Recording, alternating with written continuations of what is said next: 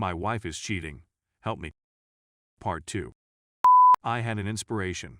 If we attempted to patch things, I knew I couldn't and wouldn't trust her for a long time if ever.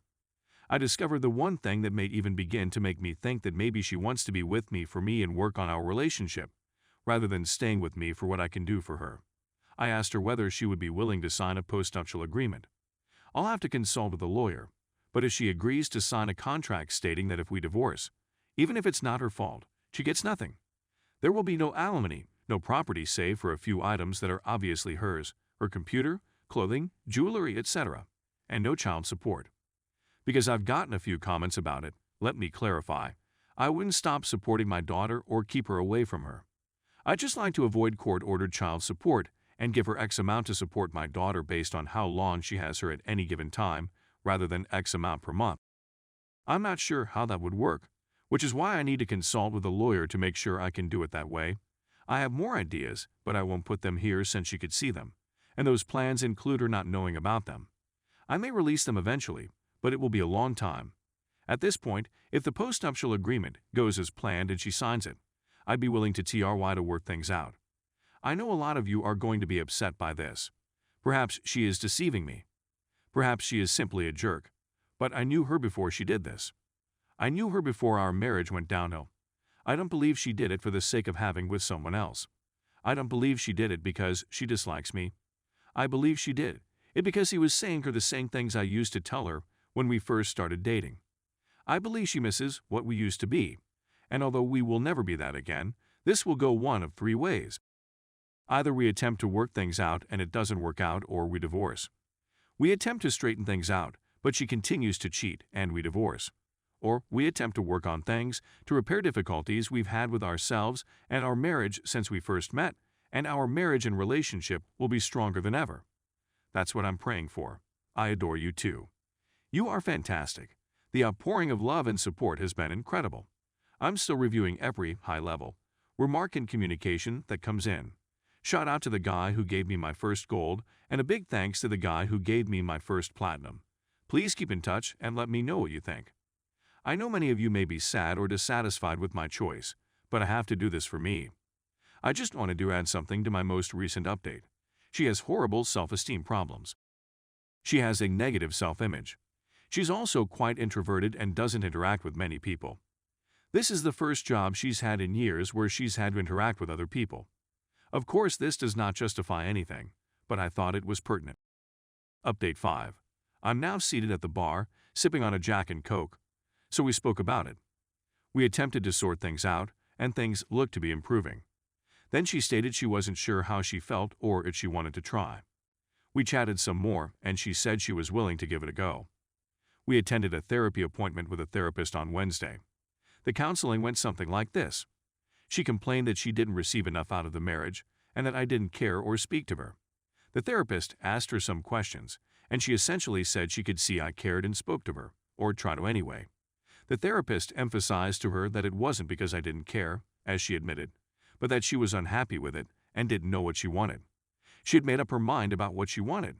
She began putting up an air mattress in the spare room last night, and I saw she had some new sheets that she had purchased to accommodate it. When I checked at her phone to see when she ordered them, she was messaging him again. So, clearly, we're finished. We're getting a divorce. I know many of you will say, I told you so, but I was well aware of the potential when I attempted to work things out, and I have no regrets. I'll look back on this and know I tried all I could to make things right. I have nothing to be sorry for, and that makes me happy. I tried, and I'll never be able to blame myself for it. Please, before anybody says anything, refrain from calling her a B*TCH or otherwise disparaging my wife. I still adore her because you can't stop loving at will. Telling me what a jerk she is doesn't help. I don't forgive her and may never forgive her, but I don't resent her. I continue to want for the best for her and our kid, and I want her to be happy. I honestly think she regrets harming me, but Elise believes she is unable to change her feelings. We're done, but she's preparing to return to Florida with her family, which means she'll be leaving this man behind. She doesn't believe she can be happy with me anymore, but I don't think she's going to leave me to be with him. She seemed to be enthusiastic about the quest, in my perspective. When you meet someone fresh, you get that puppy dog affection. I believe she is wounded and needs assistance in figuring out herself and her self-deprecation problems. She'll be living in our home for the time being and, hopefully, visiting a therapist while she still has the privilege of being married to me. According to SC law, we must live apart for a year before filing for divorce. However, she will be departing shortly. We opted to go through mediation rather than hire attorneys to save money and time. We're still getting along well. She has promised not to seek alimony, and I believe she will give me complete custody of our daughter if the courts grant it, with her receiving as much visitation as possible. I won't attempt to screw her over, no matter what you say, and although I appreciate all of your support and all you've done for me, you don't know me, and you don't know her. She's not a bad person. I honestly trust she is giving me the truth and will not attempt to screw me up. It'll be difficult for a long time, but we'll get through it. The most important thing to me right now is that our kid is well cared for, and that we do what is best for her. I'm on drink hash 4 and getting tired of typing, so I'm done for now, but if I left out any information, and I'm sure I did, feel free to inquire, and I'll respond to any questions as well as amend the update to add the things I left out. I appreciate you all more than you know, and I wish I could afford to award medals to each and every one of you, but I can't. If anybody is in the Columbia, South Carolina area, I'd appreciate a drinking partner now or later. I'm going to purchase, unless 40 people show up. Have a wonderful day. Thanks for reading. Thanks for everything.